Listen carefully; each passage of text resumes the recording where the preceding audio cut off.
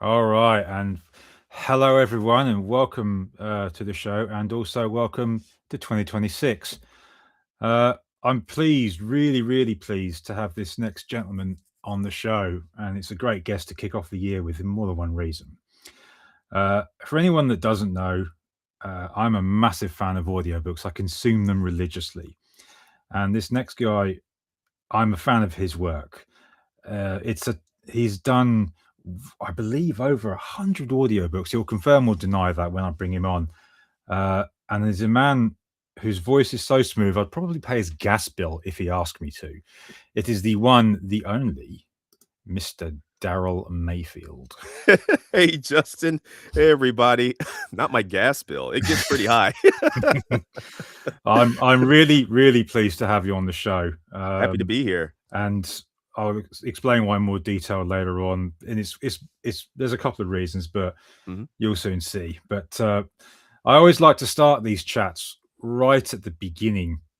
So tell me who Daryl was before he got into the world of narration. Where did you grow up? Well, I am from Dallas, Texas.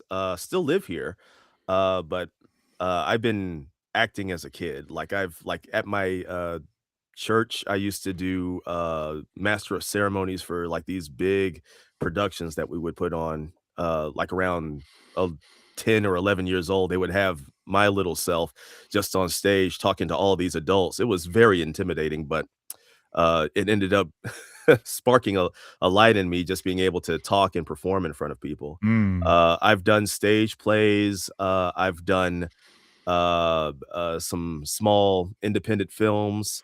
Um, but as a kid, I was a little bit more of a practical. It's like, oh, this is fun, but I could never really make a living from it. mm, So I went to my second passion, which was engineering. So as I actually work full time as an electrical engineer as well, hmm designing control panels, and I've worked at places like General Motors and other places working on robotics, electrical machinery, and stuff like that. But my real passion has always been acting, mm, voice, especially voiceover, because I love cartoons. I grew up watching um, just all sorts of stuff here in the US, Transformers, GI ah, yeah, Joe. yeah. Shoot, I even have a Decepticon tattoo on my arm. Oh, I'm such a excellent. huge fan of Transformers. Yeah, that Uh, was my go-to growing up. oh yeah. I've always been a massive fan. In fact, I'll reach up for this one because you've mentioned it. I've got a couple of them, but I got one of the original Dinobots. Ah, Yeah, Sludge. I have yeah, that one too. yeah. I've got Snarl up here as well, but I intend on getting more of them because again, I grew up with Transformers. It's part of my childhood, and I'll show you this before you carry on. So, Image restarted the series, and this is a variant cover of issue one. As you can see, it's signed by Peter Cullen, who's the I voice thought of the that was front. Yeah, whoa. this is my prized possession. Oh my gosh. Yeah, I knew I liked you. That is mm, so cool. yeah, Man, yeah, I got my garage is just chock full of them. I still collect them. Every once in a while, I'll pull them out, and me and my sons will have little battles with them and stuff. excellent. It is a joy of mine. Mm, But I mean, even that cartoons like that, I'd watch them over and over yeah, again.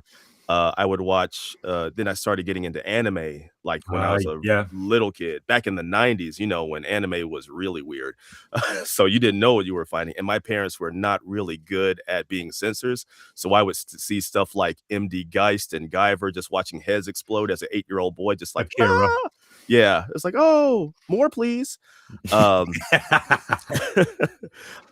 and then eventually I learned about audiobooks from my sister. hmm We went on this long trip one time to Galveston, Texas, which is about maybe a 5 or 6 hour trip from where I live. And we listened to an audiobook, which I had never heard of before. And the first book we listened to was Flowers in the Attic, which is not a No, I correct book. know what Yeah. that is. My family is not Wow. good at censorship, I'm telling you. So, I learned about a lot of weird stuff real quick. Yeah, Uh I can remember my first audiobook because it was back in the days of cassette tapes. mhm. And my parents had a copy of The Fourth Protocol by Frederick Forsyth. Ooh. And Yeah, man, that was awesome, but yeah, not quite as your first choice was, but yeah, N man. no, first off, it was not my choice. Oh, beg your pardon, I'm My sorry. my sister is 13 years older than me, so Mm. while she was driving, I'm just sitting in here like, "That's a weird thing to do with your brother," but yeah, not every Oh, family is like man. mine, I guess, okay.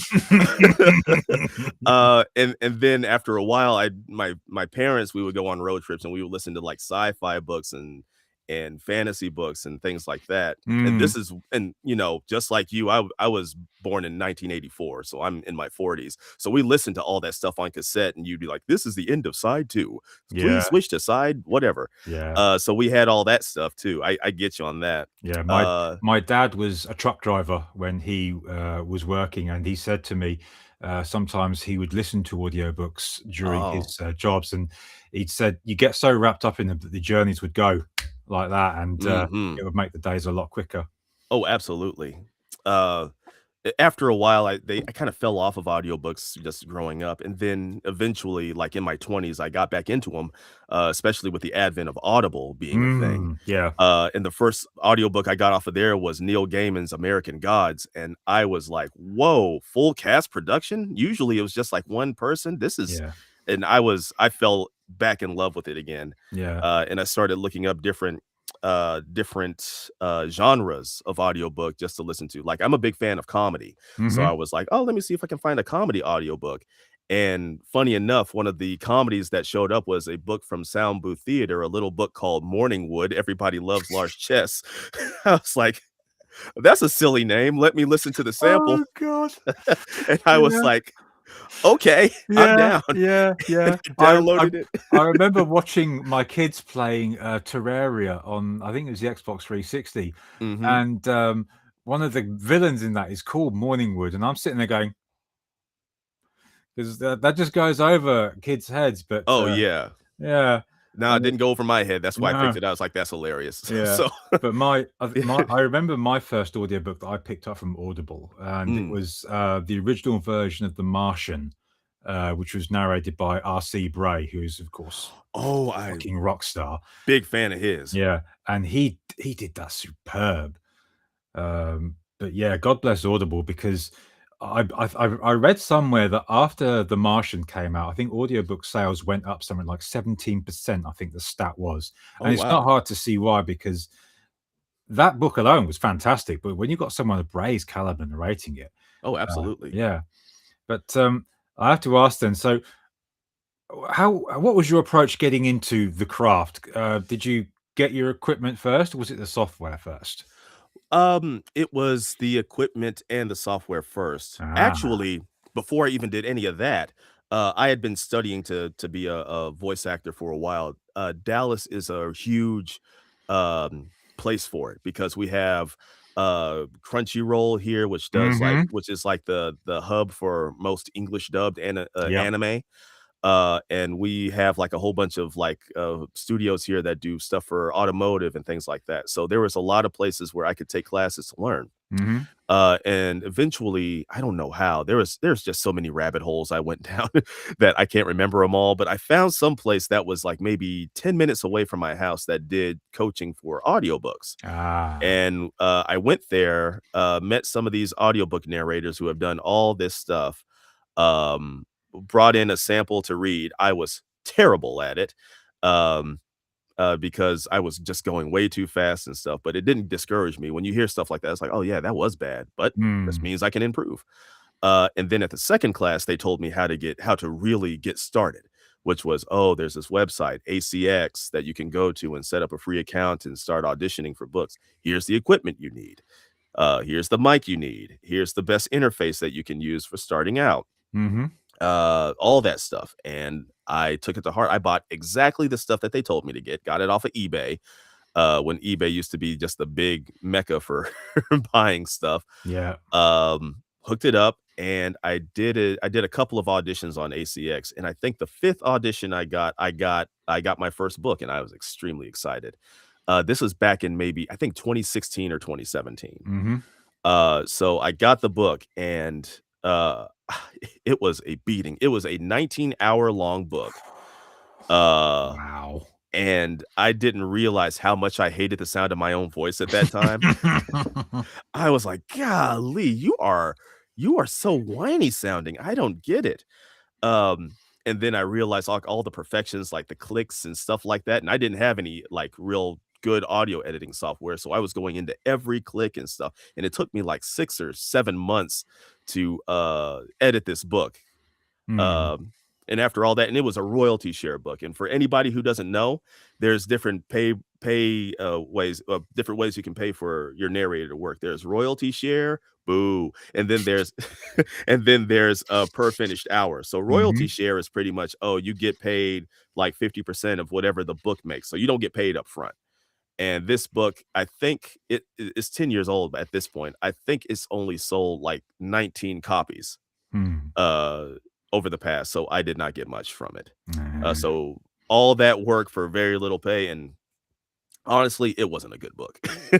I was just excited that it was like, "Oh, wow, it's my first audiobook. Somebody chose mm, me. I'm mm, so happy to do it for free." And but I mean, I learned a lot of lessons along that. And then I got other books, some stuff that was like just I was so in love with, like I was fine with doing royalty share for it because it was just so funny. I'm surprised it didn't do as well, but one of the things I learned is that if the author is not marketing their stuff, if it's just a labor of love, then it's not going to go anywhere. mm, So uh, sometimes it's a labor of love for me too. Like so sometimes back in the day, I'm happy with a labor of love. I'll do it because I'm help getting my chops built up and learning some skills and learning how to do characters and things of that nature. yeah, And as time progressed, I eventually got more confident in my skills and started looking more into making sure I did the per finished hour rate.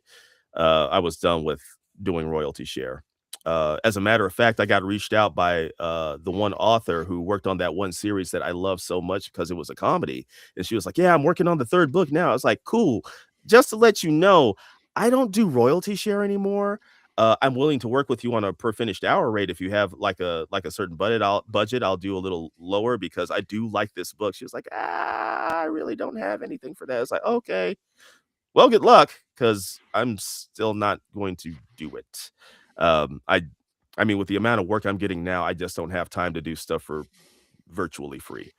Uh, so yeah. so when you mentioned time, I'm curious then, how much time do you, sort of set aside to, do the voice acting? Because obviously you said you work full time. Mhm. So do you do it in the evenings? Is it early mornings? How do you manage it?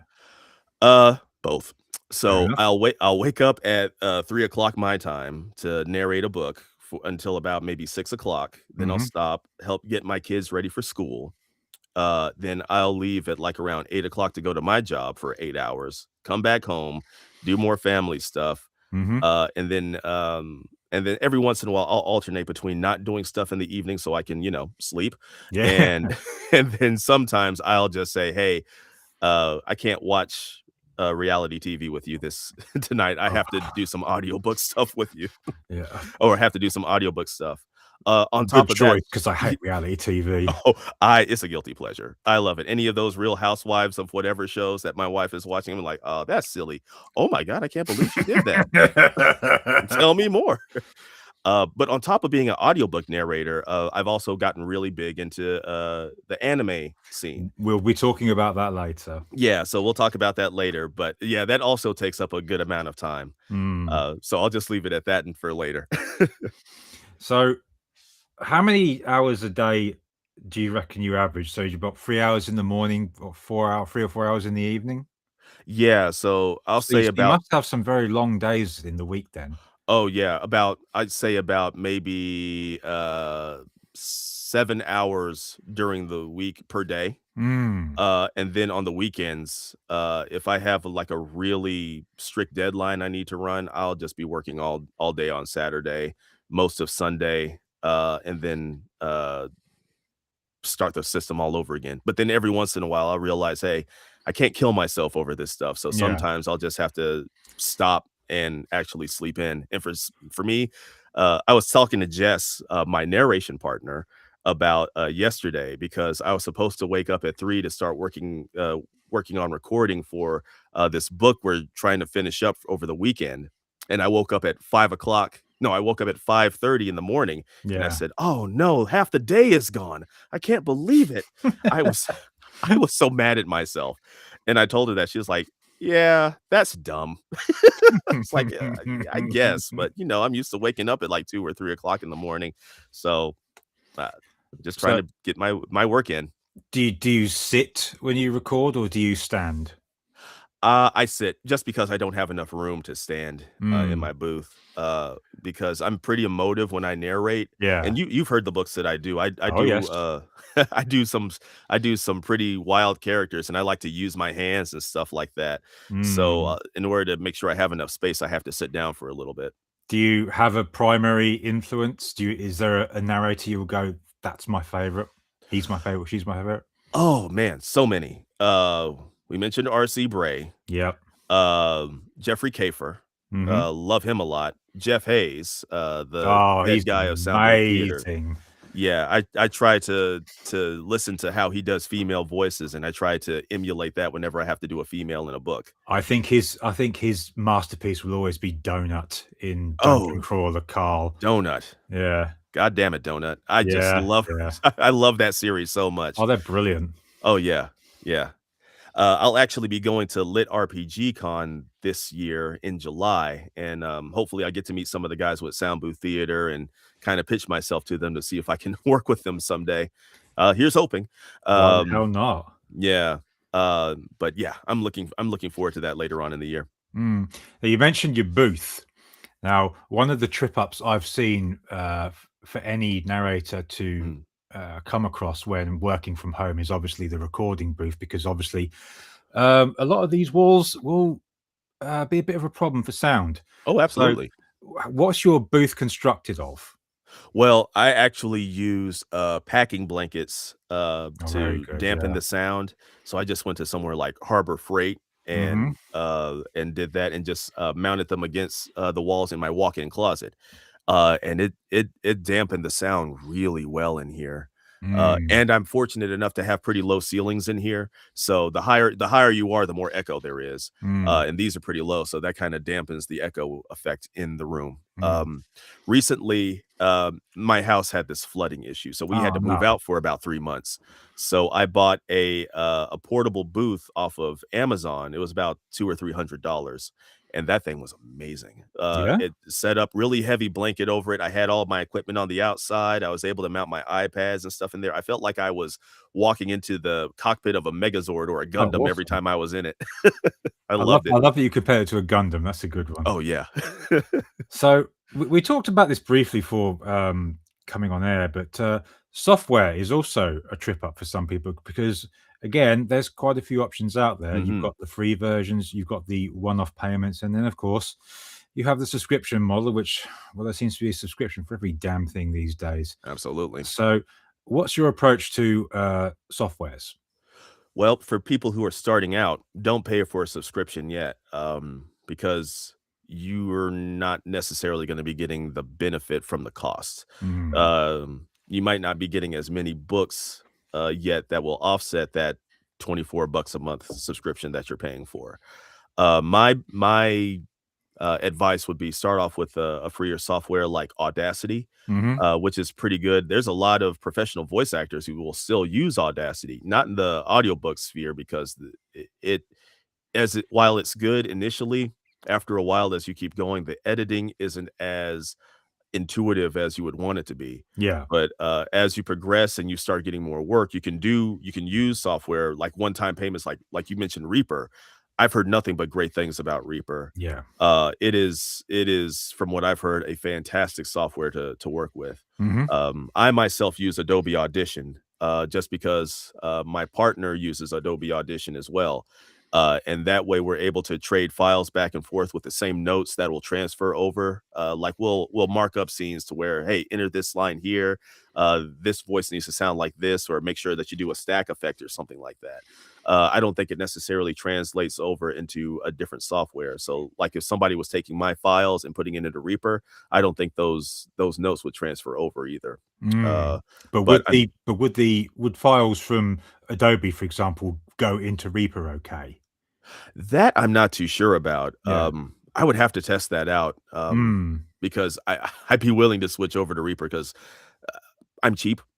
And if I don't have to pay a subscription and I can just do a one-time, thing and still have the same, robustness, if that's a word, Mm, to get what I need done, then I'll do it. mm.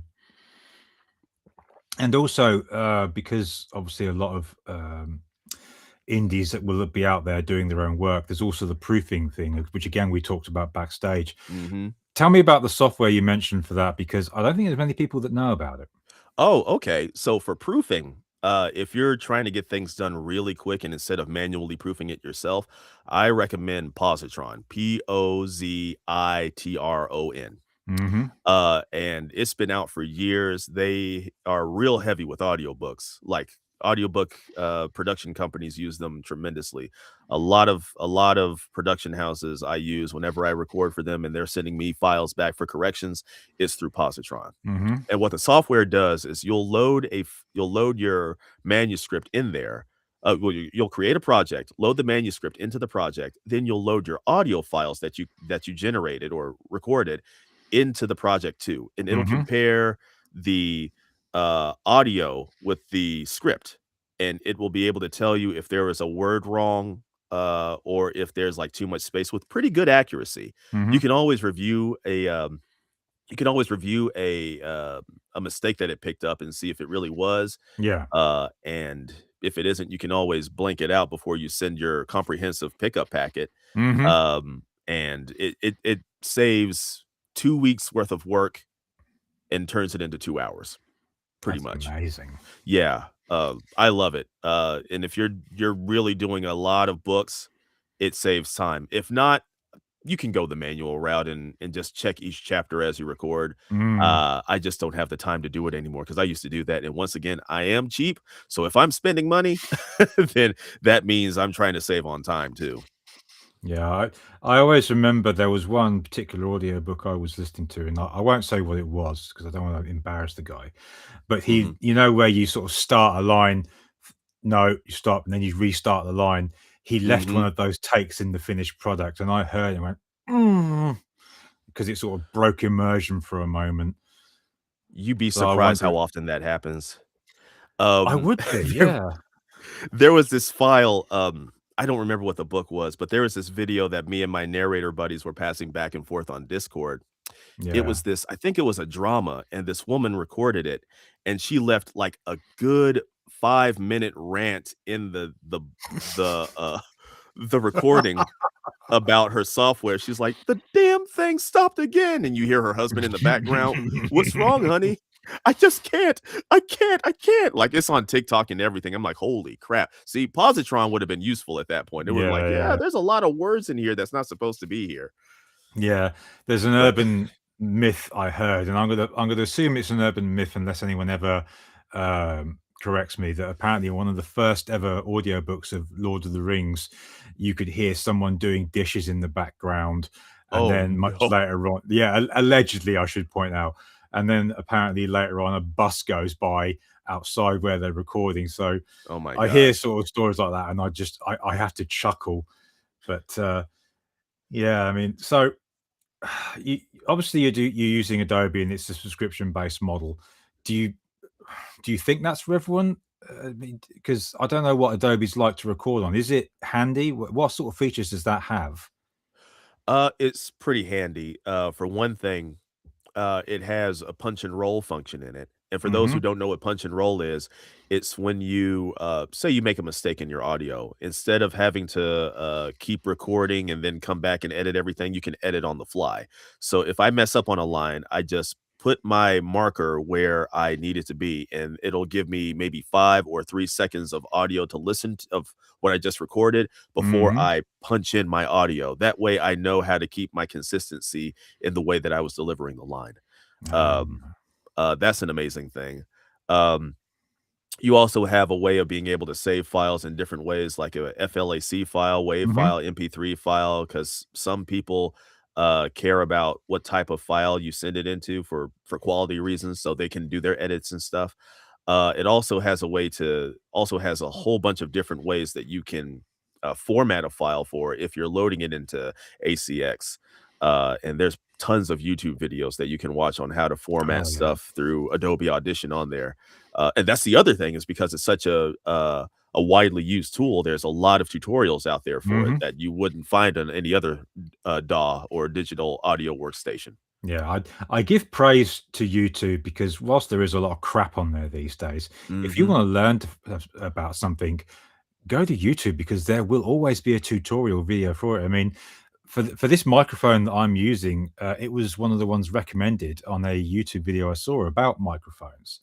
And God bless the guy that made the video because there's also a funny edge to it. Because I looked up a video, a course video on Udemy about Mm. microphones and setting up ACX.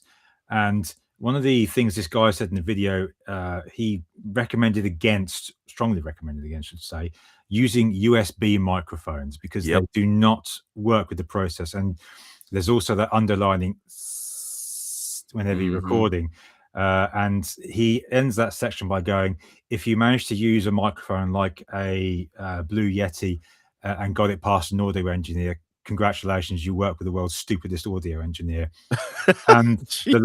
the lady that was doing this video course, she goes, "Okay, and I'm going to talk to you about microphones. Which one to get?" And by the way, she's advertised herself as making quite a few audiobooks in the past. And she goes, "This is my microphone," and she moves it in the camera, and it's a Blue Yeti. And I thought, "Oh my god!"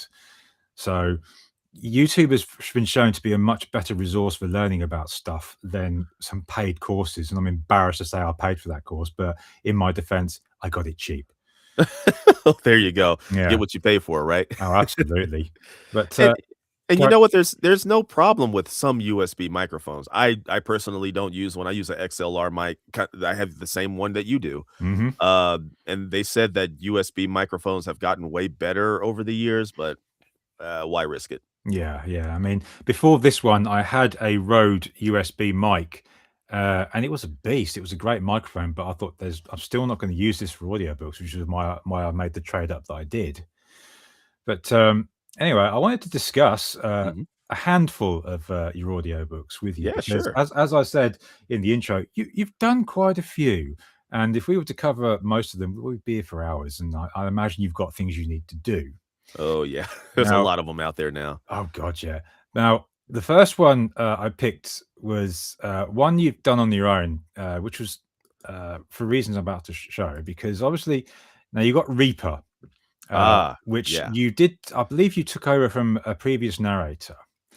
Yes. Now, the reason I bring this up is, of course, you're on your own for this Mhm. one, and the question I wanted to ask about this was doing female voices. Now, obviously, um, I've listened to audiobooks in the past, and again, I won't say who, but the if it was a guy and he was doing a woman's voice, sometimes it would be very unconvincing. And I've only Mhm. heard a few narrators that could pull it off. And it's the same with female narrators doing a male voice. Sometimes they can do it, but a lot of times they can't. And I don't mean that as a slight in any way, shape, or form. Right. And I'm just curious, how do you approach a female voice? Is it a delicate change, or do you sort of do your best to make it higher but believable, or a certain tone? Well, that's pretty much what I do. I try to make it, I try to get the mannerisms of a voice. Like you just I mean, we're always around women. Pay attention to what Mhm. women do and how they speak. Um, so I do that. I pay attention to the women in my life and like, okay, so you have different mannerisms from me. Yeah. It's not just pitching up my voice and talking like how I'm talking because it's just, oh, that's just a man talking up high. Yeah. I'm a lady. Okay, you're not. You're a dude.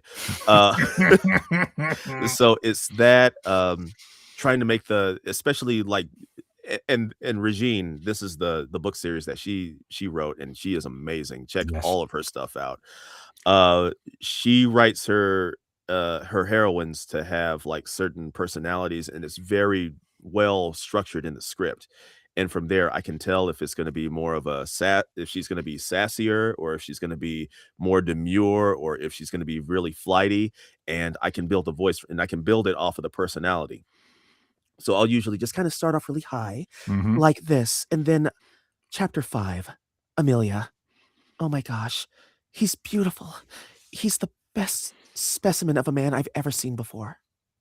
And stuff like that. But and Yeah. then I try to add a little bit more breathiness into it. Now, it is murder on my lungs. Like, I've almost passed out a couple of times Oh, doing wow. female voices on a character, especially when the whole chapter is just them talking and having their inner thoughts and stuff.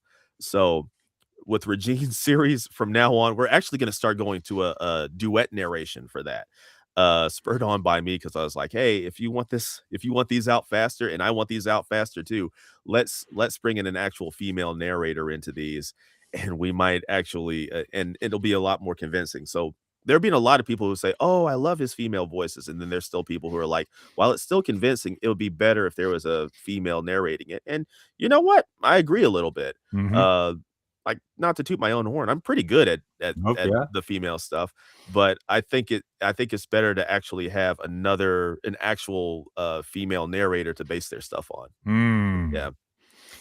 Alright, so the next one, uh, is probably one of my favorite audiobook series that I've ever listened to. Ooh. Titan Titan Mage. Now, this is where I first discovered you, and, of course, Edie Sky's work, Heather Hollow, of Mhm. course, and she and I, talk often about books, and she's been a real inspiration for me with her writing. And as I said, one of the reasons it's great having you as the first guest for the show this year was that I started the show last January, Ah. and my first guest was Heather. And Oh, yeah, and it was a great show, and she was a great character to talk to. And we did discuss Titan Mage. So I'm going to play the clip where we bring up the audiobooks now because there's a great moment where I bring it up and she starts talking about it. So okay. I'll just share the link here. Here we are. All right, and I will play here. So here we go. This is where I bring them up. The audiobook series. Yes. Uh, Yeah, it's Royal Guard Publishing was behind those, and the narrators are fantastic. Daryl Mayfield and Jess Trepanier. I Yeah. always look up how to pronounce her name, and then I always forget how to pronounce her last name the moment I get on camera. But they did such a spectacular job with those books, and with all of my Edie Sky audiobooks that I consider the audiobooks the author's preferred version. Yeah, They do such a spectacular job. I totally understand it. Daryl Mayfield in particular is one of my favorite audiobook narrators.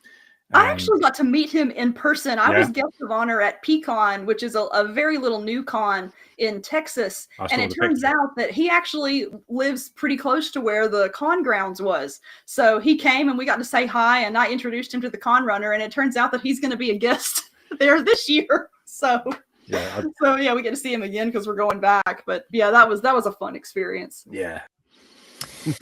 Now, to hear the author of the series say that about you, that's got to feel good. It is. It's humbling and it's really lovely. And her husband Jacob, they are the most delightful people you'll ever meet. Jacob also works as an engineer too, and we kind of trade war stories about all the stuff we've been through as engineers and some of the gruesome accidents we've seen working in plants. And like, oh wow, that's terrible. It's like a whole Final Destination thing. But yeah, they're fantastic writers, and part of the reason that this book came out so well is because they wrote it so well. Oh, they did. And they really put a lot of stuff in there that I'm a fanboy over myself. Giant robots, check please. Hell yeah. I'll take it. And just like all the different pop culture references that were in this and in the other series we worked for with them are just stuff that I've loved watching. Like I think in like the last book in that series, there is a Zone of the Enders reference. Yeah. And I was like, oh, I got that. A cockpit in the crotch. Yeah. Yep. Yeah. I know what that is. Perfect. And the use of the song The Touch as well is one of my favorites. Hey, once again, Transformers fans. Hell yeah. But yeah, I enjoyed the hell out of this series because in part I love the whole isekai side of it. Because Lord knows, I suppose it'd be any great person's fantasy to be reborn as a smoking hot dude in a fantasy world where you're surrounded by amazingly hot women and you go beat the crap out of monsters and earn a bounty from it. I mean, hell yeah. Oh, absolutely. But it's more poignant for me now because at the start of the book, the guy's lost his job, and I've been through that recently, so I relate to it a lot more than I realize. But yeah, this is where I come across you, obviously, and I love the voices you did in this book. In particular, Pius, because he starts off as a kindly, helpful man before he makes the turn that he does. I mean, did you have any inspirations or sort of moments where you've heard something gone, that'd be a good character, and use them in shows like this? Books like this? Yeah, so, just going back to Sound Booth Theater, there's this character in that, that series I was telling you about, the one that got me hooked on them. There's this character who's like the god of chaos, and its name changes every single time, and it starts off really high, and I combine that with a little bit of, from Inuyasha, there was a character who used to follow, oh gosh, I cannot remember his name. Inuyasha's older brother, he had this little imp guy that would follow him around, and he talked really high like this, and like, "Oh lord, oh my gosh, Inuyasha's coming." So I kind of pitched it up and made it sound a little bit more proper, and like, "Oh wow, look at that. Your Titan is amazing." And I used that. I was like, "Oh, he's a very hyper guy." So like, yeah, let's make him like this really, really hyper character that you would hear from Harry Potter or something, you know? And the other character I loved, and I'm ashamed to admit his name has literally just escaped my head as I thought about him, was the one that's in constant pain. And Oh, yeah. How'd you come up with that one? Okay, so once again, big anime fan. So there's this oh gosh, there's a character from, I think it was Ergo Sign is, or Ergo Proxy is the name of the anime. And there's this guy who's a real emo character, and he's always talking like this. So I based oh gosh, his name is just escaped me too. Sevis. Yeah, there you go. Sevis. Yeah. So he just talks like this, and I love everything, but you can't tell because I'm just so emo about it. And that's where I got the inspiration for him. And it was a great series, like I said, and it left me wanting more. And I know she's writing or written a new series, but this it's not doesn't happen very often where I'm so eager to wait for a new book series to come out. But with Edie's work, absolutely. Oh yeah. She is they are fantastic authors. Oh yeah. But of course, as you've mentioned it, the next one we're going to talk about will of course be the Blood Knight series. Now, this one's a little different from Titan Mage because with Titan Mage, you're on primary narrating duties. But now the roles between you and Jess Trepanier, God, I hope I said her name right. Yes, it's perfect. Have switched round. So that's obviously an easier load for you to deal with because she's narrating the story and obviously female characters where you're just doing the main. Absolutely. I've already asked a question, I suppose. Is this a lighter load and easier load for you? Yeah. Unequivocally, yeah. And she'll actually be taking over because with Royal Guard, they've booked me for 3 other series that are not excellent ED Sky related. Like the what are they? Bond Arsenal, which is the one I'm in production on right now for the 3rd one, and then more Path of the Slayer stuff. So because I'm working so heavily with those series, Jess will be taking over the head narration section for the next Titan Mage series as well. But it'll still be both of us coming back. But yeah, it is a huge load off for me. Because all I do is I go in and the system that we have set in place is that the main narrator of a chapter will record their lines whenever the other person speaks. We'll have our dot clickers. So I'll be like, so and so is coming up to the line, she said, and then we'll punch in our lines to the files that we send one another back and forth, and that's how we complete a file. Excellent. I like it. And I will pause here to give a shout out to Jess Trepanier. She is an amazing narrator. And I always love, in particular for Titan Mage, the Bexley voice. Because and I told this story to Edie on the stream we just saw. There's that line, I think it's in book 2, where she's gone downstairs on Locke and she gets interrupted while she's got a mouthful, and she goes, "God damn it!" And the way she did that voice. Now I'm sitting on the bus going somewhere while listening to the book, and I'm laughing so hard. I sort of have to sort of sit and do this because I don't want anyone to look up at me and wonder what's that fool laughing at. And yeah, brilliant, absolutely brilliant. But again, this is I think this is urban fantasy. Is it fair to call this series? Yes, So it's a urban fantasy book, yes. so I'm on, I believe, book 3 of it now because Ah. my audiobook library looks like a Steam library. I'm trying to get through them. But did you enjoy the change in tone and the change in setting? Yes. I always like a fresh change of pace when it comes to a book. Of course, it's a Edie Sky production, so there's gonna be plenty of spice in it, Oh god, yeah. which we have no problem recording. We just record them separately. Sometimes if I take a day off work to record, only, sometimes Jess and I will record together, via whatever streaming system we have. Yeah. But when it comes to those, like, really steamy scenes, we're like, that's weird.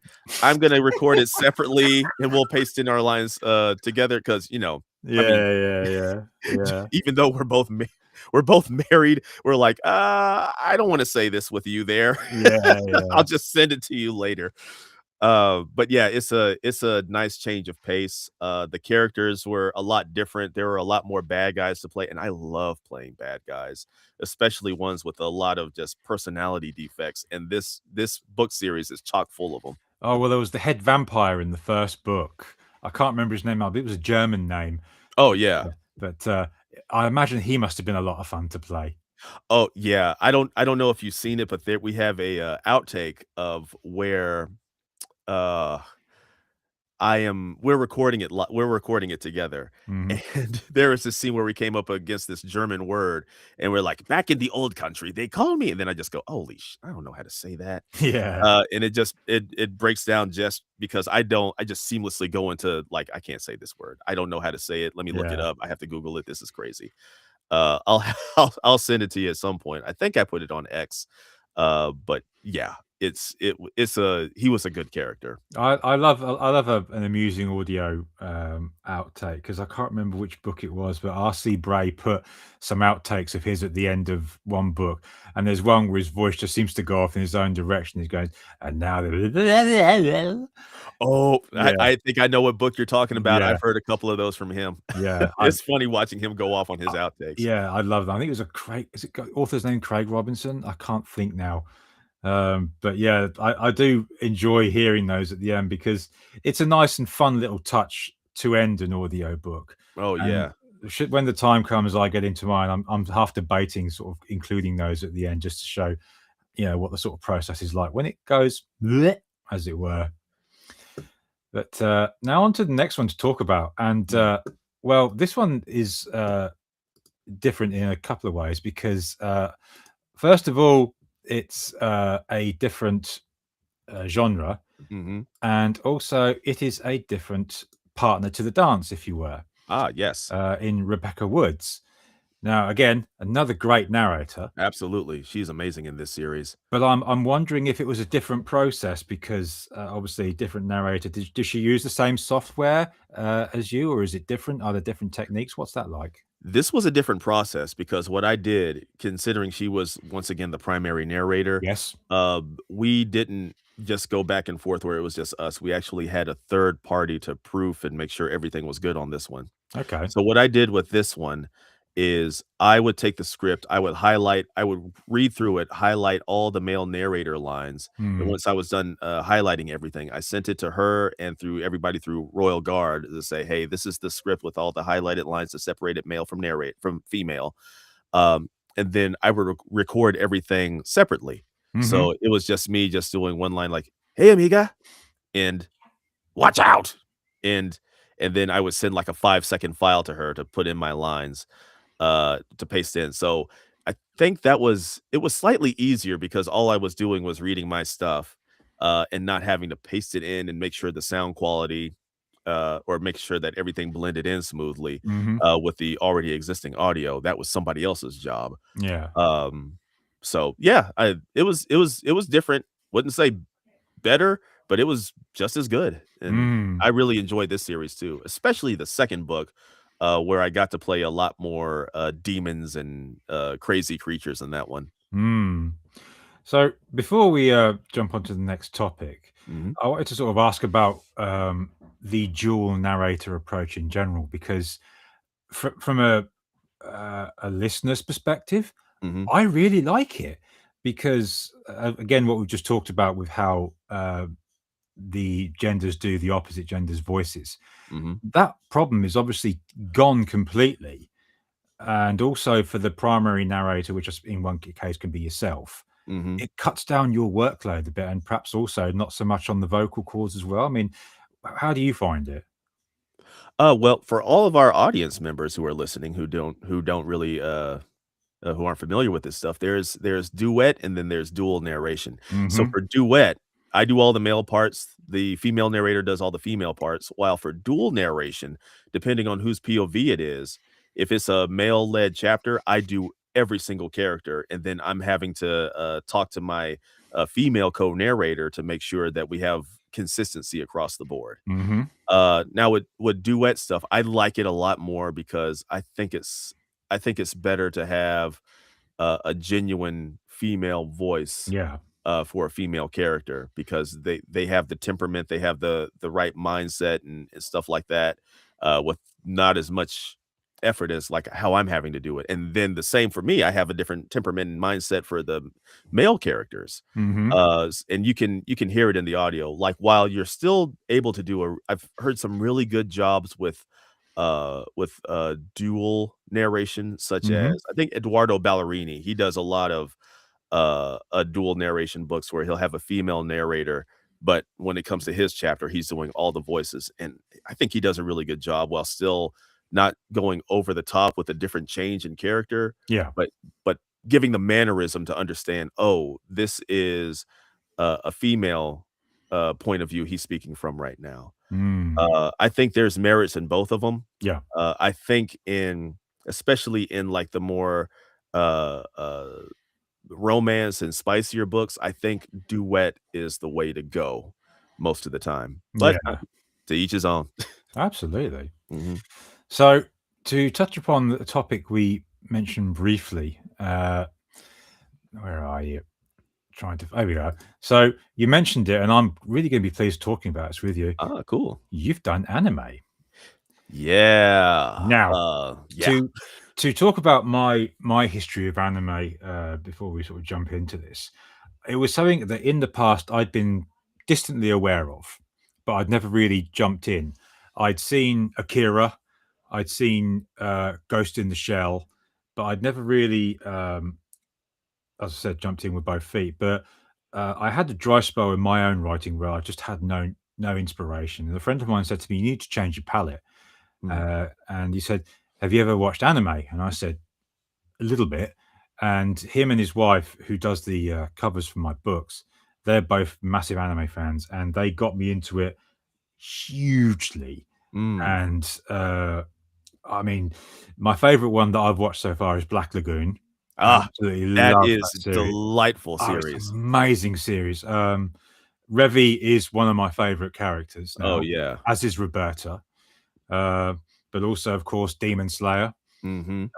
Looking here as well, Ghost in the Shell standalone complex, Summer Wars, the two Ghost in the Shell films, as I said, Full Metal Alchemist, Attack on Titan. I could go all day about Oh. this, Oh, but so could I. yeah. Now I could see here on the screen, you've got a ton of anime credits to your name. How did you get involved in it? Well, like I said, Dallas is a huge, hot spot for anime. The Crunchyroll, the place where we record and dub English anime, is actually 10 minutes away from my house. Uh, Brilliant. yeah, it's pretty awesome. So so sometimes for my regular job, on my lunch break, they'll say, "Hey, we need you to come in and do this session. Can you come in for about an hour?" Like, "Oh yeah, absolutely." So I'll take my lunch break, go record, do like a goblin or something or whatever, and then I go back to my regular job. It's like, "Oh Mhm. yeah, that's what I did on my lunch break." But the way I got into it is actually through audiobooks. Mhm. Um, I was taking a class with with Carol Crit, CR Crit. Mm-hmm. Phenomenal actor, narrator, everything she does. CJ Crit. And she worked at Crunchyroll for years now, doing other characters for them. And she got me in contact with one of their directors, Jason Lord. Mm-hmm. And he created like animation demos for people. And she was like, "Hey, if you want to get started, he's a great person to talk to. Get an animation demo built with him, and you can start using that to market yourself." So I reached out to him, put together a demo for me. We blew it out of the water. It was amazing. And then little did I know, I guess he must have liked how I did the demo. He like a few months later, I got an email in I got an email in my inbox, and I was like, so and so from Crunchyroll wants you to come in and do a role for Shangri-La Frontier. I said, "Oh!" I Wow. walked into the house like a little child, showing my wife, Rena, look what I got." She was like, "Oh my god!" She freaked out just as much as I did. Uh, and from there, I would get roles every couple of months from here to there, but, Mm-hmm. as 2025 hit, that's when it really hit big. I got a major role in an anime called, Watari-kun's, World is About to Collapse, or or asterisk is about to collapse. I played his best friend, and every week or so, I would come in at least twice a week to do like Wallace sessions. And Wallace sessions are pretty much where you go in and you do like the background Yeah, characters yeah. and just make background noises for a different anime. And then I would come in and do like 1-bit characters, but it doesn't matter because it was all a joy to me, and it was like just being in there to be able to getting paid to go "Rah!" and then leave, and then and then just meeting other actors and just running into friends who were like, "Hey, we've known each other for 5 years. I didn't know you were here." Like, hey," and just trade stories and stuff, and actually be able to get in the industry it's a blessing. I I, hope I never get jaded from it. I It's have to wonderful. ask, what's the recording process like? Because I imagine it's a lot more energetic than audiobooks. Is that fair? Oh, absolutely more energetic. So, they'll send an email for a session. You'll say if I can make it, and most of the time I'll say, "Yeah," if I have to. I'll find a way. You get to the studio, when it's your time to go in, you'll go in, and if it's a regular session, you'll just go in by yourself. Every part is recorded separately. There's no, time when you're recording with somebody, Mm-hmm. when you're bouncing off like, if it's a dialogue, the other person either recorded already or you're the first person recording, and they'll be bouncing off of you.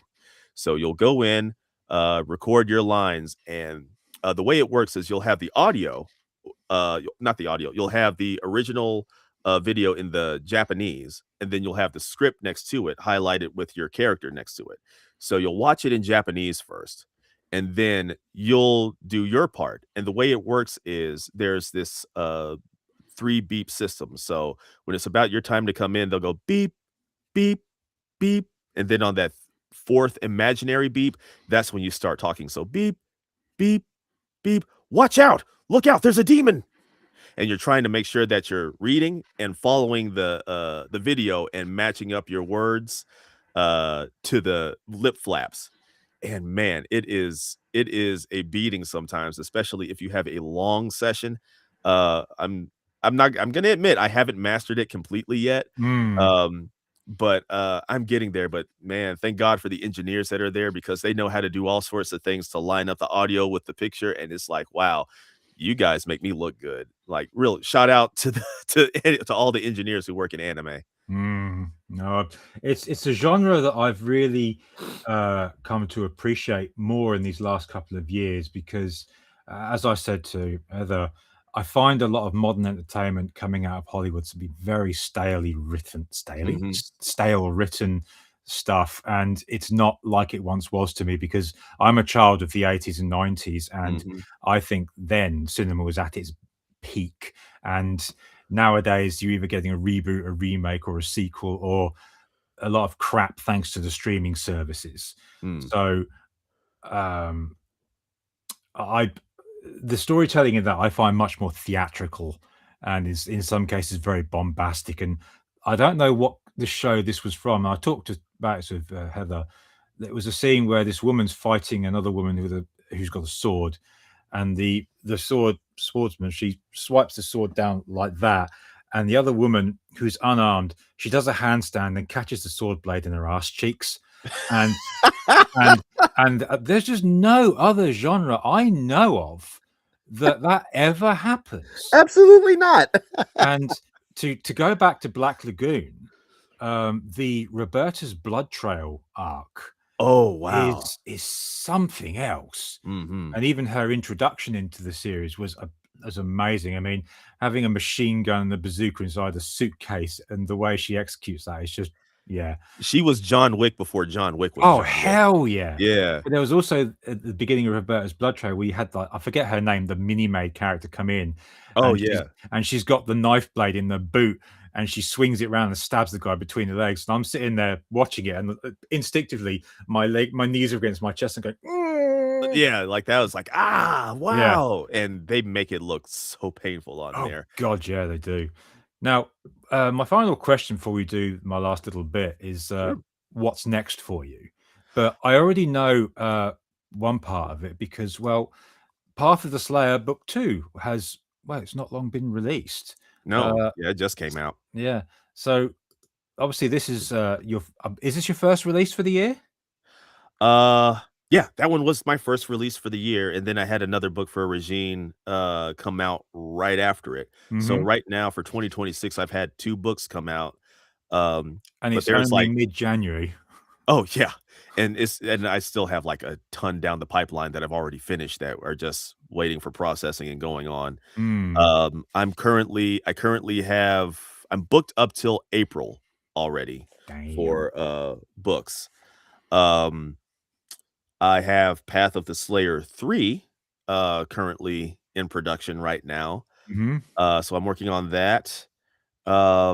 Finishing up Bond Arsenal 3 right now. Mm-hmm. And just a ton of ED Sky books that we're going to be doing. I have another series that's going to be me and another female narrator on it, which is like it's a dark fantasy, which is something new that they've done, and it's it's not for the faint of heart, and it is going to be a ton of fun. So I'm really looking forward to that one.